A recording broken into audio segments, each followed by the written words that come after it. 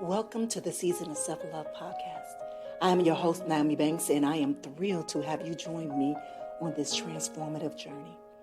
You see, every day we dive into a powerful conversation about self-discovery, healing, and empowerment. This podcast is brought to you by Ask Nyomi and Elevate Me Self-Discovery, where we believe that loving yourself is the first step to living a fulfilling life. You can expect insightful discussions, practical tips, and inspiring stories. Plus, we'll occasionally welcome special guests who will share their unique perspectives on self-love and personal growth. So get comfy, grab your favorite beverage, and let's embark on this journey together. Because it's time to embrace the beautiful person that you are. So let's elevate our lives one episode at a time. Now let's get started. All right, my beautiful people. Well, welcome back to another episode of the Season of Self-Love podcast. I am your host, Nyomi Banks, and I am so excited because this is our first episode of our May series on Mindset Monday, Nurturing Relationships. Now, if you've been rocking with us through the year of the rebirth, then you already know that every month we are diving into a powerful theme that connects back to healing, wholeness, and real love. Real self-love, that is. Well, this month we're getting into the heart of what it means to build and maintain a healthy relationships with others, but most importantly with yourself. Well, today's episode is called Foundation of Healthy Relationships.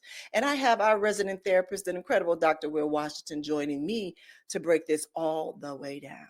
We're talking trust, communication, respect, and boundaries, all the essential pieces we need to build deeper and more fulfilling connections. Oh, and don't forget about our free workbook, The Year of the Rebirth. It's available for download.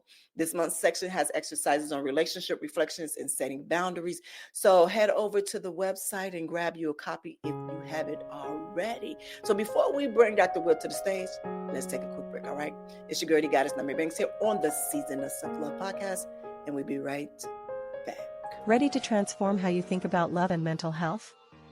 This May, join host Nyomi Banks and Dr. Will Washington and expert guests on Love and Mental Health, a powerful 4-part series exploring relationships through the lens of mental wellness. Every Thursday at 6 p.m. Pacific Standard Time on Ask Nyomi, Bridging the Gap. Do you have a story to share? Your experience matters.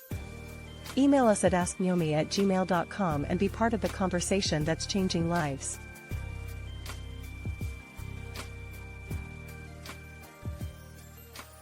Washington Wellness Institute focuses on healing always. For me, if I look good, then I feel good. If I feel good, then I share the good. If I share the good, then I celebrate the good. If I celebrate the good, then I live the good. So I can be paid to be my greatest. But I have to learn the good to be the good. So, what does it take to be the greatest?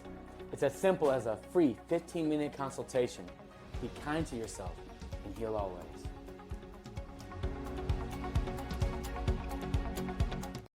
All right, my beautiful people, well, welcome back. Hey, Dr. Will. It's so good to see you. It's so good to see you. So good to see you. Yeah, you ready? I'm excited. Yeah, let's do this. You ready? You ready to do this? Yeah, I'm ready. I'm pumped. You sure you pumped? You Yeah. excited? My brain is on fire right now. Let's do this. My brain, look, it's not just the hair. It's my brain is there. My brain is so there. I know that's right. I'm ready too. All right, my beautiful people. Well, before we get into our topic, let's ground ourselves with a nice meditation. All right. So if you all can just come to right now and close your eyes. All right. Take a deep breath in. Now slowly exhale. I want you to inhale again. This time I want you to inhale love. And exhale anything that is heavy, that no longer serves you. Now I want you to imagine your heart expanding, creating space for connection, for grace, and for the beauty of growth in your relationships. Breathe that in. Take a deep breath in, love. Exhale. And when you are ready, gently open your eyes and come back to this moment. All right, my beautiful people, if you are new here to the Season of Self-Love podcast, it's something we do every day, Monday through Friday, just to ground us before we get into this topic. And I am excited for this. It's about relationships, cultivating and getting together. You ready, Dr. Will? And this is about to go in because I was just writing a whole bunch about this in my new modality. So I'm pumped. This is good stuff. This is going to be good. All right. All right. So let's start. Let's start. What does make a healthy relationship? And what does it actually look like? Ooh. So very, very scholastic, right? A healthy relationship is when two individual people are actively working on being healthy and decide to share an experience together. Mhm. That's it. That's it. And That we is- miss the mark sometimes. Yeah. And two individual people are actively working on being healthy and decide to share an experience together. Yeah. That's it. You know what? That is so beautiful. And let me say this. I'm always sharing about my business. I'm always talking about my business. So my man that I'm with now, I've been with my man for 20 years. It'll be 21 years. Wow, that's amazing. And so he's been with me before the adult industry, during the adult industry, and now after the adult industry. Wow. And through all of that, we both have grown so much. But I thought that the most trying time would have been during my adult industry, but it wasn't. It was actually now my post adult industry because of me, the spiritual journey that I've been going through for the past 10 years. And him watching me grow was like, hold on, where you going? Where you going? And I remember in that moment, because we always felt connected in everything that we do, but in that process of me going through my spiritual journey and my self-awareness, I felt a disconnect. And I remember telling one of my spiritual guys and leaders is that I don't know if I want to go through this because I don't want to leave him behind. And she said, oh no, he coming at his own pace, but he coming. She said, you got to worry about you and not worry about how he doing, but worry about you. So that was a check for me of a self-awareness of me always trying to control something and bring that along and say, no, you got to let him do his work for him. And I remember after I finished writing Good Morning, My Sexy People, and I remember I had sent it out, to different family members and stuff like that. And I remember we had a really heated conversation or argument. And I remember it was words that he was saying about himself. Mind you, I didn't say any of these words. He said about himself. And so I wrote the word down. I said, look this word up. And what did this word mean? And he looked the word up. And I said, is that you? He said, no. I said, so why did you say that was you? I was just, And so he said another word, and I wrote it down and I gave it to him. And I said, this word? He said, no. And so in that moment, I got to see a very vulnerable individual that needs just as much healing that I did.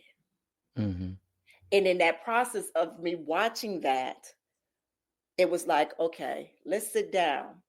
I said, every Sunday, I said, let's sit down. We're going to take some time and we're going to do this book together. He said, but you already did. I said, no. The reason why I wrote this book, because I was able to go back and look at what I've already written that relate to me right now through my healing process.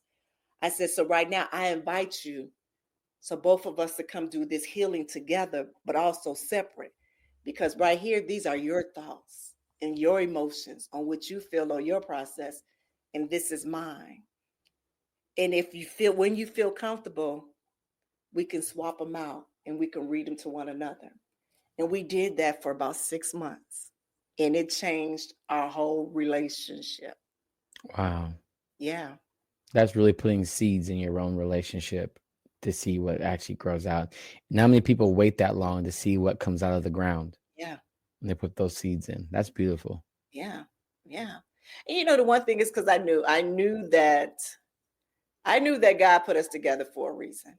I knew it. Could nobody be just as crazy to be with me as my dad would told him on his bed, was like, why you with this crazy girl? So he had to be just as crazy than me and love me as hard as I loved him to even understand what this is. And so when people say, you ain't married, you ain't got no man, how you gonna ever get married? I'm like, this whole time I'd had a man. Our relationship was our relationship on how we did it, but that was ours. That was our Bonnie and Clyde thing. But that is how our relationship was. But then also the people that were close to us, they knew when we were a couple, but they didn't say anything. Right. That's how we built our community then. But then as I started to move out of the limelight of things, that's when a lot of more things revealed of other relationships that was in that close circle of us. And that's when we realized is that, okay, we're going through our healing with ourselves and with one another in our committed. But how about these other people that's outside of our two things? Are they healing as well? Who's committed to our relationship? And we never talk about that. And when people get married for premarital work, I ask, well, who are you inviting to your wedding? And they talk about all the people they don't like.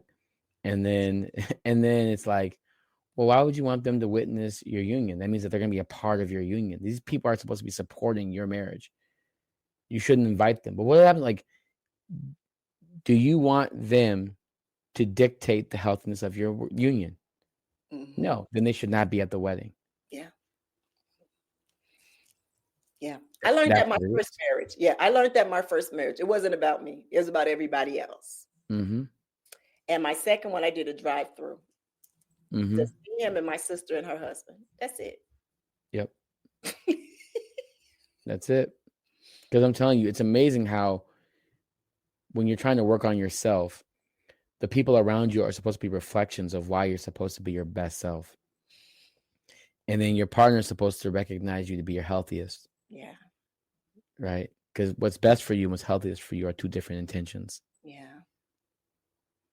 Yeah. So let me ask you this. When looking at that, because they are reflections, when you look at the reflections of who your friends are and your friendships are, and sometimes you are not too happy with that reflection looking back at you, what do you say to the listeners when they do look at those reflections and they just like, What's this lesson? I call it, well, in my martial arts, we call it a broken mirror system, right? How we are all reflections, fragments of each other. We're all fragments of each other. So your friendships are fragments. So it's like, what does this fragment mean to you? This friend reminds me of this. I have a friend, his name is Jaya. I don't know why we're friends, the way we are friends, but when he talks to me, he like, it's like he fires me up and I'll just start creating and just doing everything. I'll build a castle. It'll be a 20-minute conversation. But if I talk to my other homie, I won't do nothing. So something about him. So he reminds me. The lesson is that he reminds me of the fire, of my fire and what I'm able to create. And it's amazing that that's a fragmented piece, but it does so much around me. So he's someone that I know that when I make it, I'm carrying him with me. Yeah. Because what I've created was because of that fire he put into me. Yeah. He reminds me of the fire that I have, my passion. Yeah. So it's what's the lesson, right? Who is this person supposed to remind me of? Yeah. I love that. I love the positive spin you put on it. I love that. When I sit and I think about some of the friendships that were ever to survive my transformation, and I look, and my sister, I love her to dear. She's my protector on this earth. And she's like, why is she still here? She said, the look on her face, like, why is she still here? And I'd be like, okay, baby. I said, and I tell her right up, I said, there is something that I'm supposed to learn from this beautiful woman. I said, Mhm. it's something that I want both of us supposed to learn. I said, but it's really something that I'm supposed to learn because really it's a part, some of that little stank is part of my little stank. So I got to learn from that Mhm. everybody ain't that stank. I'm like, You're like, well, well.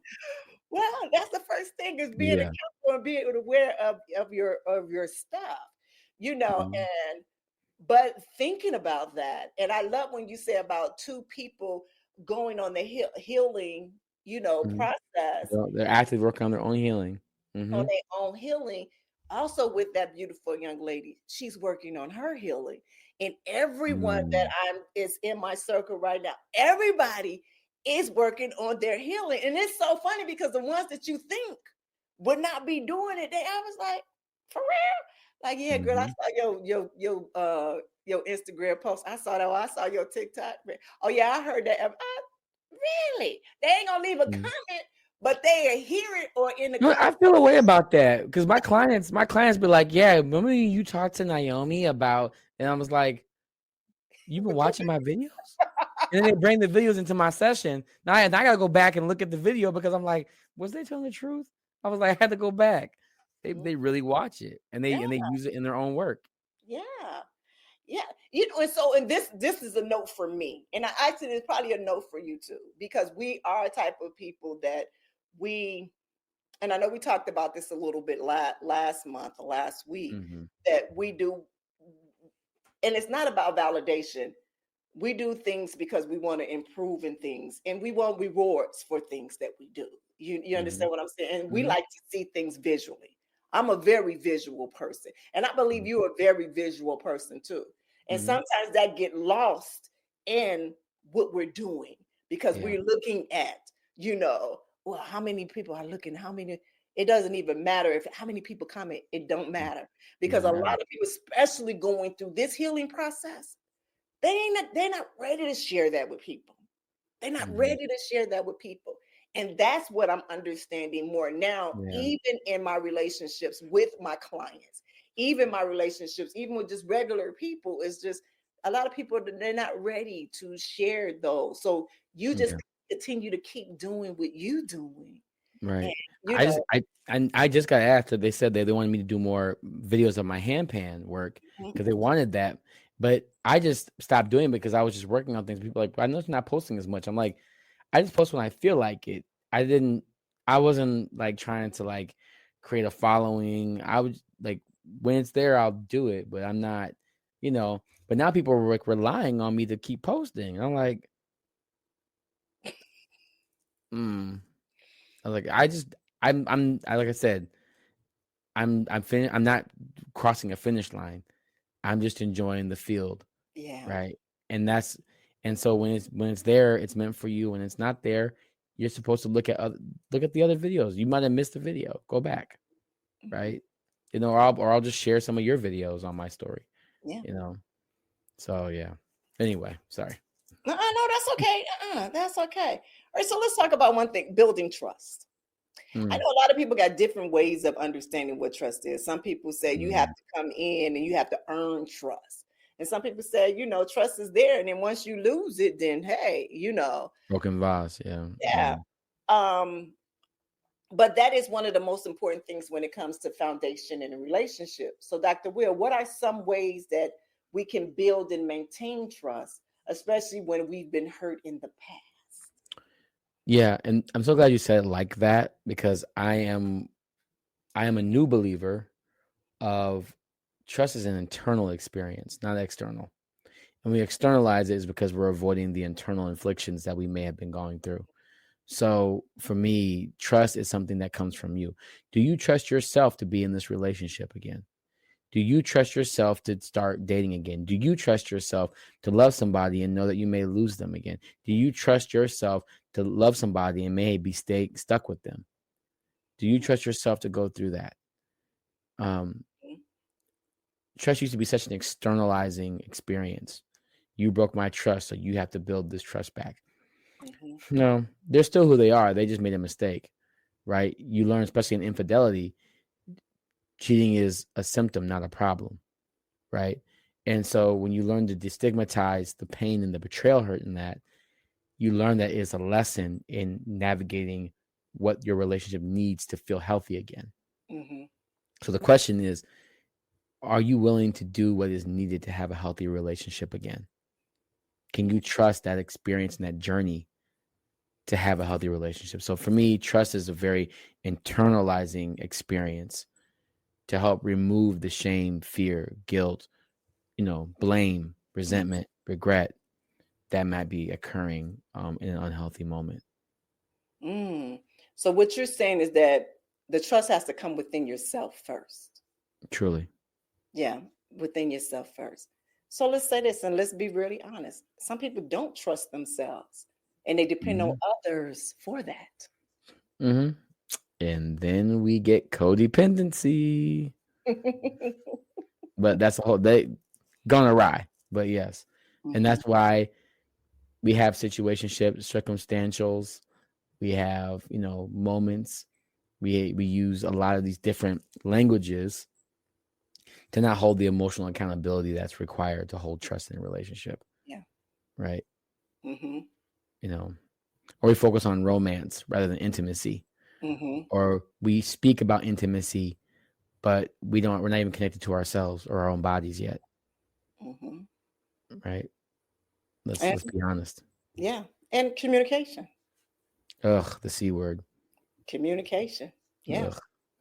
A lot of us know how to talk, but do we really know how to listen? I have a problem when people say, when I talk to people about something and they go, "Oh, you're so deep." I'm turned off immediately because once it happens, it lets me know that you didn't see yourself in our conversation.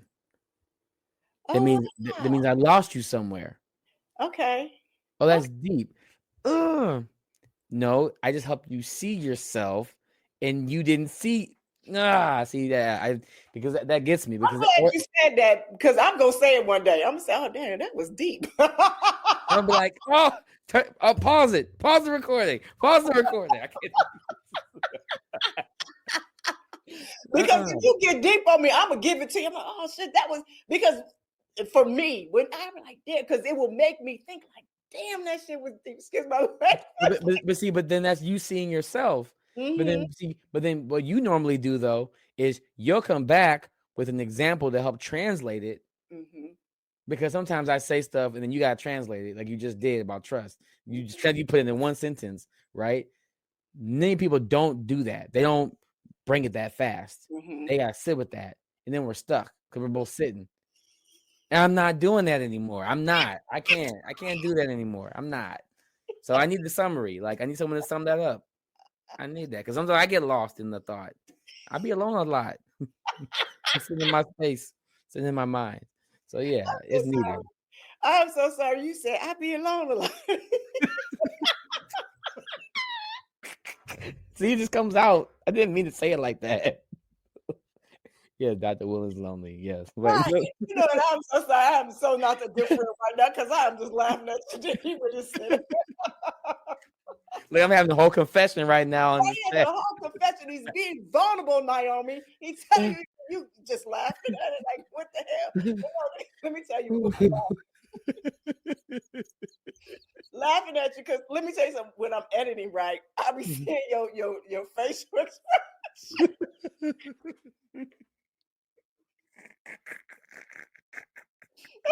Your facial expression. And I said, what the hell? I'm gonna talk to him about that because like I'll be talking and he'd be like what she said, well, let me get it. And then you'll get it. You're like, oh, okay, that's what she wants. I'm in the moment. I'm in the moment. You be throwing sliders and some curveballs. I gotta be ready. Was he alone then?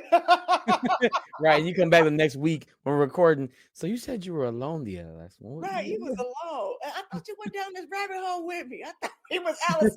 I thought we were just there. I thought we were just in the moment. I was experiencing the moment. That's all. I got sensitive.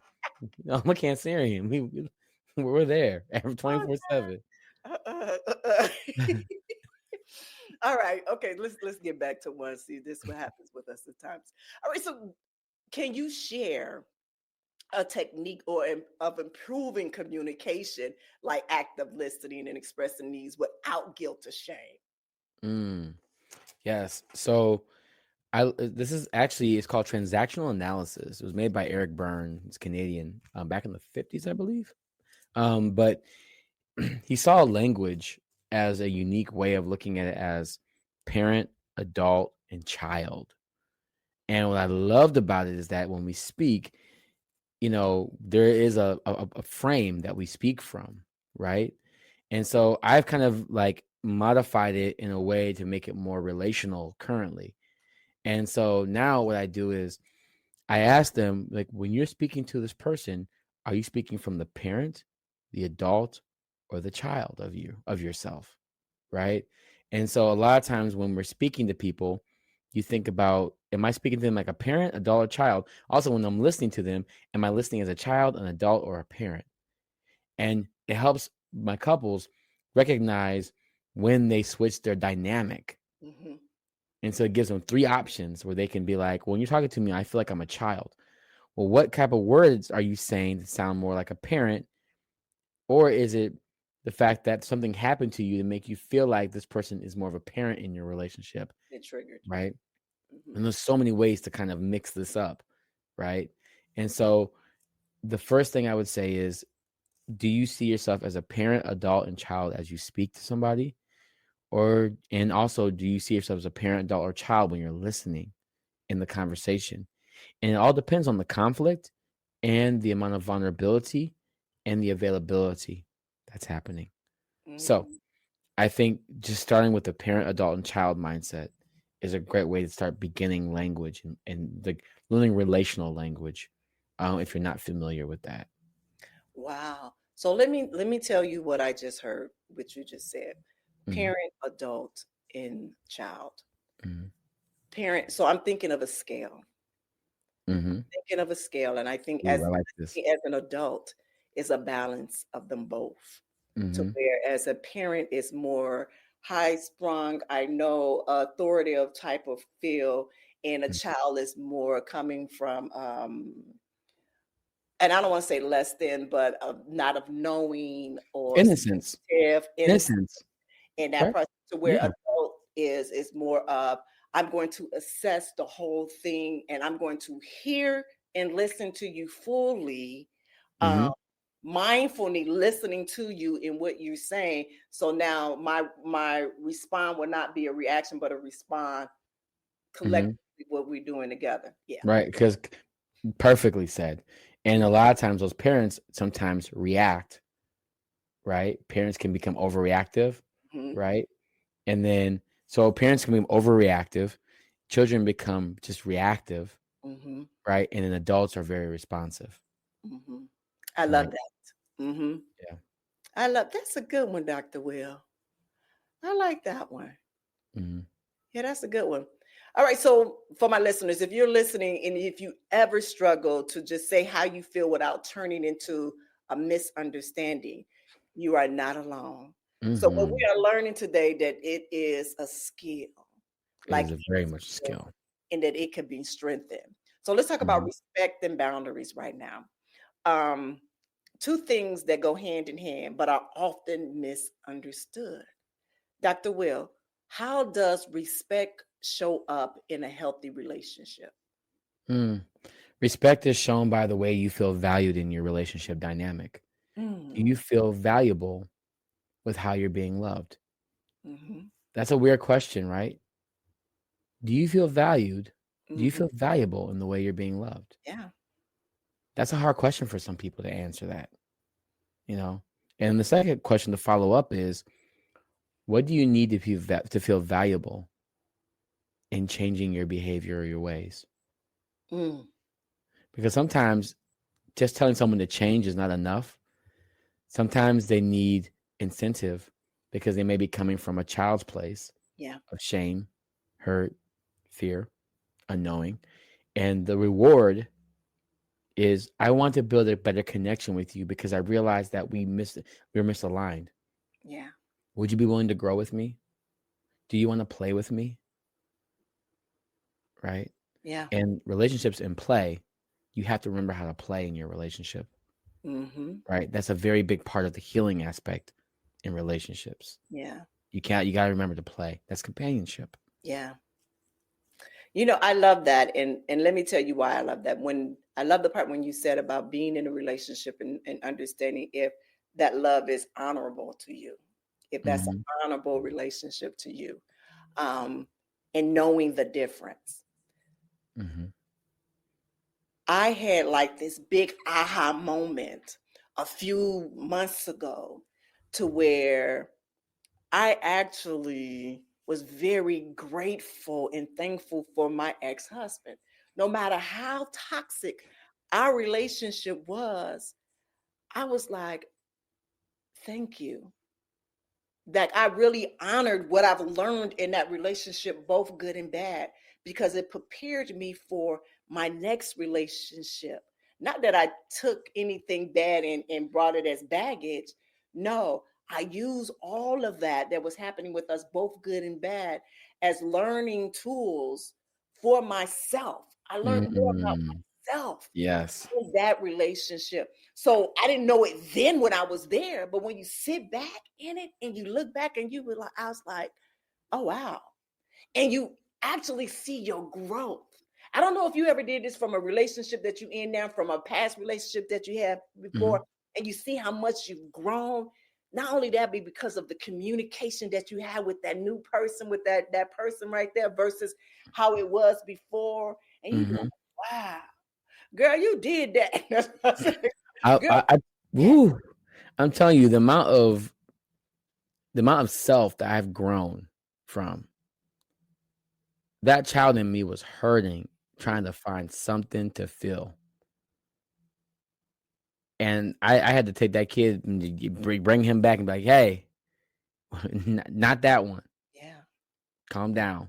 Yeah. Because, and especially as a man, like there is, we want compassion. We want love. We want vulnerability. We want these things.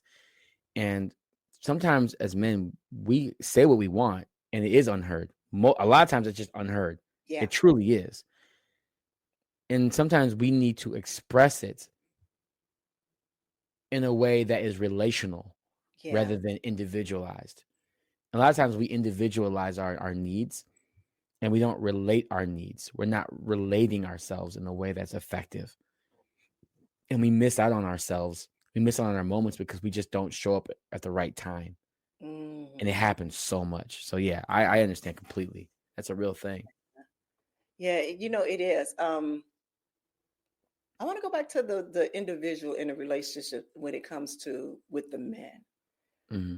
Do you think that's because men are taught and told that they are the head of the household, the breadwinner, they're supposed to be strong, boom, boom, boom, and so this is them, and then the family is here, where the wife takes care of the household, but he financially takes care, and that's all that is needed. So we're not supposed to be nurturing. Mm. It's so, I'm glad you said that. So there's a term adultification, right? Mm-hmm. Adultification is usually when a child is typically given adult roles, adult profiling, and they have to remove the innocence and the youth that they usually engage in, and they're forced to actually comply with parental behaviors. And so they're missing out on that emotional social learning that happens at a young age, and they're taught the overreaction of their attention and love. Mm-hmm. And so I know a lot of, especially men, that are put in really adultified spaces, right? Because they're usually the only one in the home, so they have to do a lot of chores and these things. But you're thinking that's discipline, or like, hey, like that's making them raise them better. But you're Right. actually just taking out their ability to actually have emotional social learning. You're teaching them how to live in output, not input. So there's a lot of output for men. Men are literally living products of output, not input. And so they look for women to be the input. And so they're never given the space to actually have their own input. So it's really this whole moment of cycling of men are living in output, not input. And so, like, literally, I have men that are in their 50s that are finally done with their careers, they're changing their lives, and they realize that they don't know what they need to feel loved. But Mm. they've taken care of 4 children and taking care of all these things, but they don't know what they need to feel loved. And then they realize that when they were teenagers, they missed out and they want to go back to that age again. Mm-hmm. And they don't know how to go back to that age because they're embarrassed to what that might look like. Mm. And can they express that need to their partner? And will it even make sense? Wow.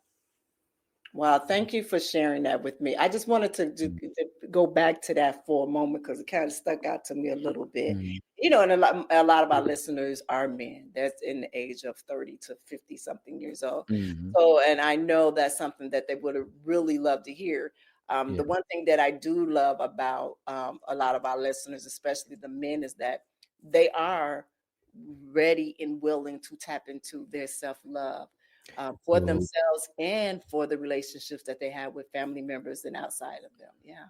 I need to say this then for the men real quick. Mhm. So for men 30s to 40, what I need you to understand is you're evolving into the adult that you needed to be. Men in your 40s to 50s, you are literally recreating what is valuable to you in your 20s. So really think about what you need in your 20s. And men between your 50s and 60s, I need you to learn what letting go means Mm. and becoming what you've been afraid of. Mm. And that's going to unlock so much for you, giving you the head start. Like, just go into that. Because I'm telling you, men have been denied themselves for so long and then become the problems of other people in other relationships when all along they just wanted to be themselves, but they were never put in the position to be themselves. They were put in the position to perform.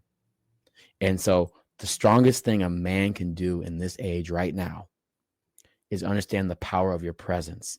Not what your power can do, not what your affluence can do, not what your looks can do, but what does your presence do around you? When you learn what your presence does, that's going to unlock so much. It's going to make everything else flow so much easier.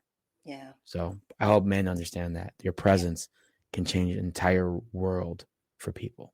Yeah, that's beautiful. And thank you for sharing that. That's beautiful. Great advice. But I want you to do one more thing for me. I want you to use one more thing for me. That word presence. I want you to truly let them know what that presence means so they don't get confused on what it means. They need to just watch your podcast. They'll figure it out. They watch it. They're gonna learn some self-love. So they can just keep watching that. Nah, I'm not doing that. Nope. They can watch Naomi. They're good. Nah. Mm-mm.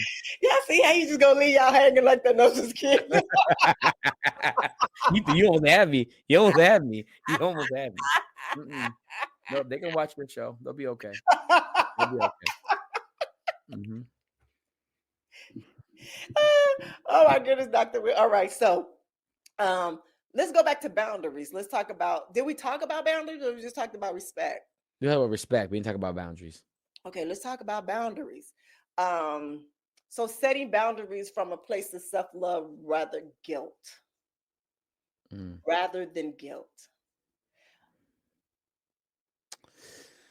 So the way you're phrasing it, you're putting boundaries as an offense and a defensive perspective. Mm-hmm. I don't think like that. But a lot of people think like that because of how they've been victims and how they've also been abusers. Yeah. Right. And so that's really interesting. And I think we've used boundaries as a way to protect ourselves rather than actually heal ourselves. Mm-hmm. You know, if you don't clean a wound and you just cover with a Band-Aid, it's going to get infected. Yeah. And a lot of us put ourselves in boundaries of smelly rooms and thinking that we're clean. And we cloak ourselves in protection, but really we're just becoming more calloused, emotionally calloused, and we're more reactive and triggered if we're not looking at that, because that shame and guilt become emotional cancers. Yeah. And we got to be careful of that. That's very, very important. I see boundaries as like a cover. It's like a blanket. And if you don't clean that blanket, you can get sick. Yeah. You know, I love that you said that. I do. And I want to piggyback on that just a little bit. And I guess that's more of a reactive type of thing when you start to put boundaries up. Because I remember the beginning of my journey, the beginning of my spirit. And what I say, the beginning of my spiritual journey, is because that's when a lot of things were revealed to me. And once those things are revealed to you, that hurt, Mm-hmm. that hurt is deeper than someone slapping the shit out of me. You understand what I'm saying? Because that is where you take things personal, because you thought that these relationships were authentic and genuine relationships towards you, because that is who you were for them. It was something that I always say, especially when I'm talking to my loved ones, is I can't look for others. I can't look for myself in others, meaning they're not going to be the way that I am. Even though we talk about mirror imaging of the people who we become friends at, we still can't see ourselves in them. So just because I treat you this way doesn't mean that you're going to treat me this way. Mm-hmm. It was something my mom used to always tell me: you treat people the way you want to be treated. And I used to live by that. So I'm going to treat people the way I want to be treated. But then at the end of the day, no, people really wasn't treating me that way. They were pretending to be that way. And then it wasn't that way anymore. Yeah. And so for me, I just started cutting people off, like boom, boom, boom, boom, boom, boom, boom, my first reaction. And you're right. That shit was still stinking, because those wounds were still wide open, because I didn't start putting any medicine on it. Honestly, I didn't start putting any medicine on it probably about 3 years ago. Yeah. And really, when I started to put the medicine on it and the bandage on it, and it started to heal, was when in October of 2023, when I started the season of self-love, that 1 month. Wow. And I'm so glad you said this, and I'm so glad you shared your story, because I really want people to understand that boundaries is the beginning of your healing journey, right? You finally get invited to have self-awareness. And then you get that emotion of the betrayal, and you have a whole talk about betrayal. So people need to go back. If you're just in the space, you need to go back and listen to all the betrayal episodes, right? And that'll help you out with there. And then the boundaries that you make is you learning how susceptible you are to pain. And no one wants to just sit in pain, but you're learning that. And so you're doing everything you can to protect that pain, but that pain has to breathe. Yeah. It has to be released. Right. And so once you start doing that, then you start realizing you don't have to be so harsh anymore. Things fall off naturally, organically. And you actually start creating relationships and connections rather than attachments. Yeah. Yeah. Right. So, yeah, I'm so glad you said that. That was a beautiful story. I'm glad you said that. Yeah. You know, even when you think about attachments and connections, did we talk about that last time? But the attachment connection, I don't think we don't know the difference. We think it's all the same. Yeah. Yeah. We think it's all the same. And I used to think they were the same. I used to think they were the same all the time. I was like, I wouldn't know the difference. It felt good, so I did it. It felt great, so I liked it. It felt good, so I thought I should do it. I was mentally obligated and emotionally unequipped to be in those relationships. Mentally obligated, emotionally unequipped. Completely. Yeah. Completely. Yeah. Yeah. Yeah. There's some good stuff. All right. So I want to say something to the listeners right now. You are allowed to protect your peace. You are allowed to protect your peace. And you are allowed to say no without explanation. That's not being selfish. That's self-respect. But I also hear what Dr. Will is saying too about putting up those boundaries, but making sure that you are truly healing from it, that you're putting on the medicine to heal those wounds. Because guess what? Those wounds that you put those boundaries on, they've been triggered by something. What lessons are you learning from them? You get it? That is beautifully said. I can't say nothing against that. I was like, I don't even add to it. I was like, yeah, they need to sit in that. You should say it again. Did you write it out? Or did you just no, but just came out the top of my head. I can't even ask you. Well, you got it. Well, let's Right. just press back. Let's just press back. Yeah. So let me tell y'all usually what happens here. Usually what happens here. Before I go on, before I sit with anybody, Dr. Will or any guest, I always do a prayer. I always do a prayer and I ask God to use me as a vessel. So whatever it is that our listeners or you or me need to hear, to use me. So sometimes I will say some shit that be good as hell. I might not remember it in the next minute or so. That is true. That's jazz. I haven't heard that in so long. That's jazz. That is, man, Mm-hmm. that's it.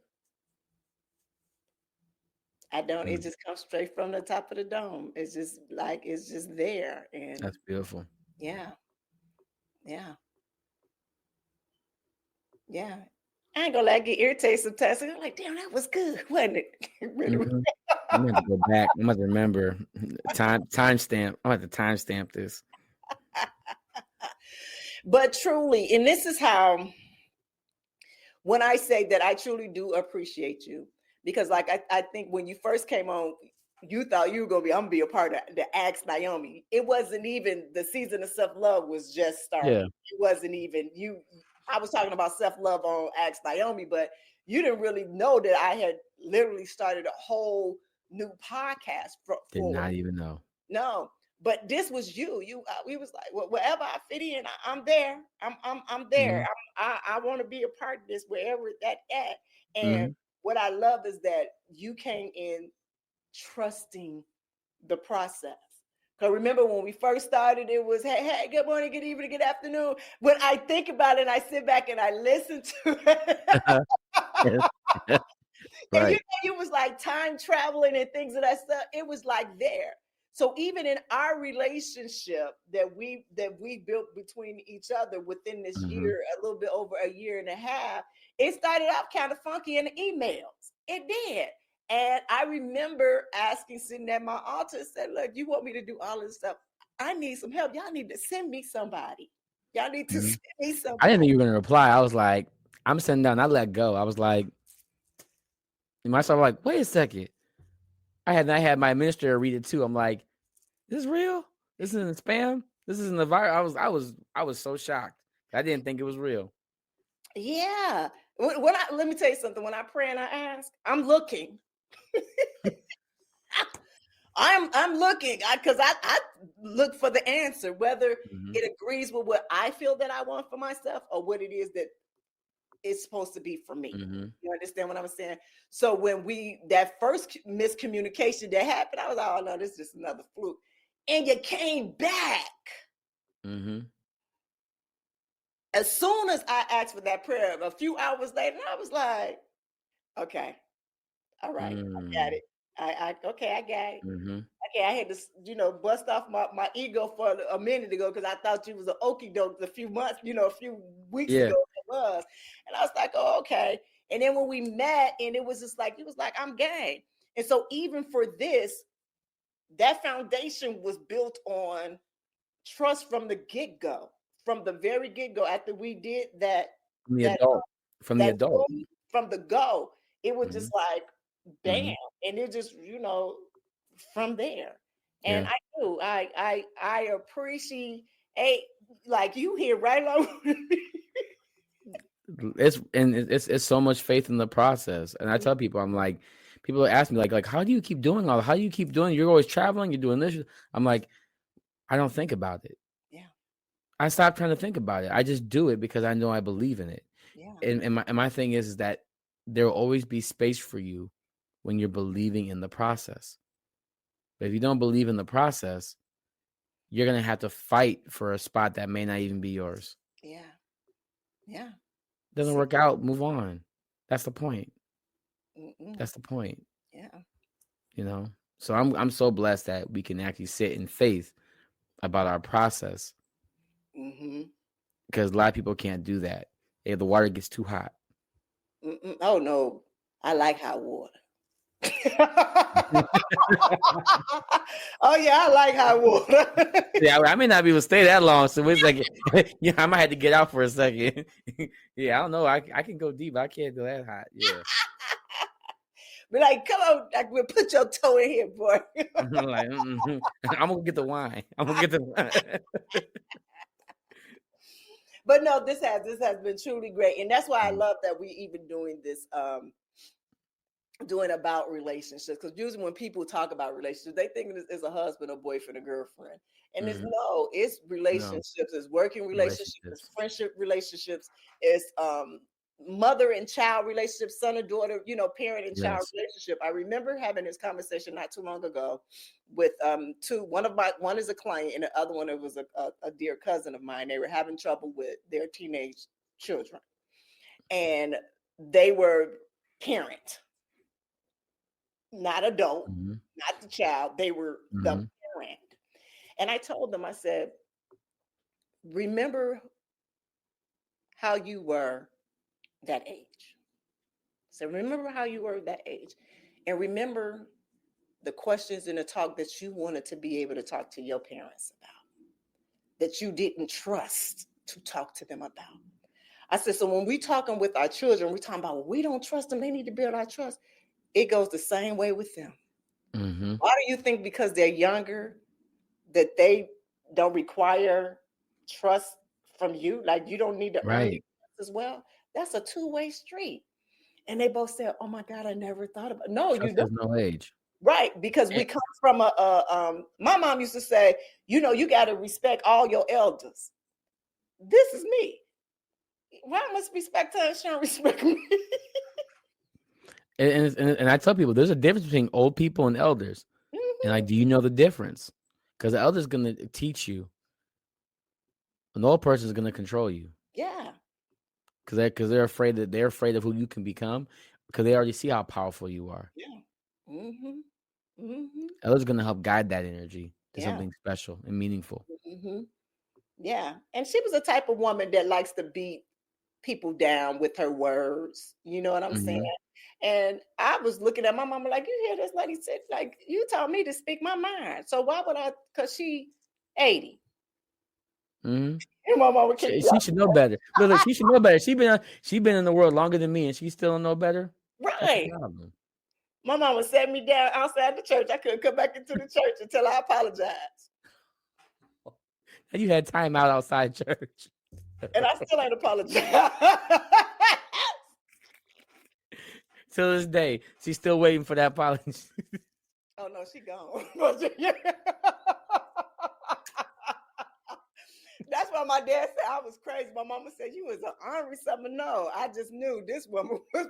Well, somebody just keep coming at you. Like, this woman just keep coming at me. Just and you sitting there watching that. They got that spirit in them. They got a spirit in them. I can't deal with all that. Right. So when I talk to my girls now, especially now, I truly do listen to them, and we have a communication to where it's adult to adult. And even Whitman, she'll be 13 years old now. I sit and I let, because this is a smart young lady. And so I don't treat her as a child. I'm open to hear what she has to say in her emotions and her feelings. And then I let her know, okay, well, this is how I'm feeling. And this is what she looked like. Oh, yeah. And it's a whole different thing. So when you talked about the parent, the adult, and the child, I got it. Being the adult is truly looking at it all. Because when I think about my husband, I hear them in there. And then I come in there real smooth. And I say what I say. He be looking like, no, she do that because she know you don't play. I said, did you just see the way that I just came? I just came and up talking to you trying to, rah-rah shit. Yeah. And I'm telling you, people think because children are the hardest ones to talk to because they come from a place of innocence. Yeah. And so you have to trust that what they're saying and what they're behaving is really what it is. Yeah. And you don't have to analyze it. You have to level with it. Yeah. And I talked child to child before, and it is effective. But it's also very hard because my that parent comes in and it's like, I gotta control this. I gotta helicopter this. I gotta monitor this. No, you need to be with it. Yeah. And that's hard. Yeah. It is. It's very hard, especially in today's time that's going on right now. I truly do pray for all of us, all of the parents out there. Mm, Um, yeah.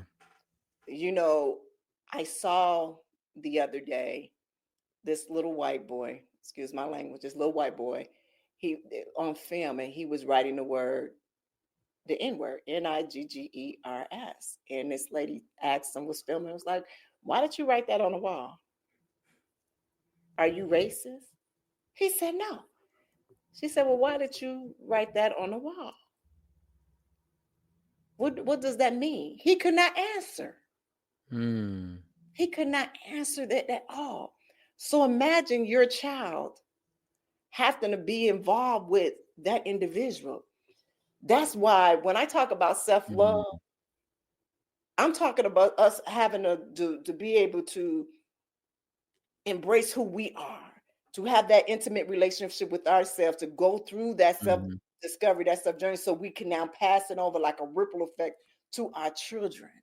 You know what I'm saying? And so our children could go out there and treat people better, because we all supposed to be a service of one another. So when we talk about having these relationships, we're not just talking about me with my man or him with his woman or like that. We're talking about even with you all.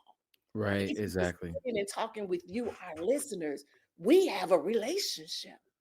As I mentioned, Everything's relational. yes. Everything. Your trauma's relational and your healing's relational. Yes. People always want to heal on their own. Like, I'm gonna go healing on my own. I'm isolating. I'm like, no, you need to heal with community. You need to heal with people. You can take a break and recalibrate, but you're gonna come back to people. Yeah. You don't know if you really healed until you're back with people. What are you doing? No, you think you're gonna be walking alone in the park every single time? You're gonna walk into a movie theater alone. You're gonna eat at a restaurant alone. Everything is relational. Everything is relational. I love that. It is. All right, Dr. Will, we have come to the end of our show. Do you have any last words for our listeners? Be kind to yourself and be relational. I love it. I love it. I love it, my beautiful people. All right, so make sure you guys go download the free workbook, The Year of Rebirth. If you haven't already, this month prompts will walk you through reflection questions, boundary mapping, and how to assess the health of your relationship. And next week, Dr. Will will be back, and we're diving into self-care in relationships. You don't want to miss it. Again, Dr. Will, thank you. Thank you. It was awesome. For coming in and dropping them gems, baby. Always. Nothing deep. Yeah. And again, to our beautiful Season of Self-Love family, I just want to thank you all for just being here. If this episode spoke to you, share it with someone you love.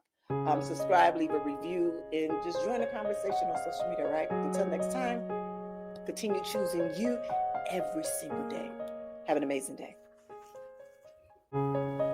Thank you for joining us on this journey of discovery and empowerment here at the Season of Self-Love podcast. Remember, embracing self-love is a continuous journey, and we're so glad to have you with us. So if you enjoyed today's episode, please leave us a review. And don't forget to join our community on Facebook at Season of Self-Love. Connect with like-minded individuals who are also on their self-love journey. Now, if you have any questions or topics that you'd like for us to explore, we love to hear from you. Email us at seasonofselflove@gmail.com and let your voice be heard. So until next time, take a moment for yourself today and remember, you are worthy of love, joy, and all the beautiful things that life has to offer. Have a good day.